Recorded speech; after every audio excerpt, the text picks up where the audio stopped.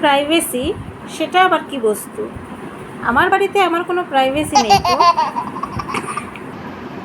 সকালে উঠে তাড়াতাড়ি কাজ শেষ করে আমাদেরও ইচ্ছে করে একটু বসে কানে হেডফোন লাগিয়ে মোবাইলটা ঘাঁটি।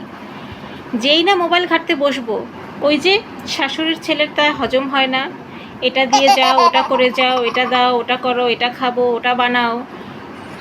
যেন আমি আসার আগে তার জীবন চলতোই না, আমি আসার আগে খেত না, হাঁকতো না।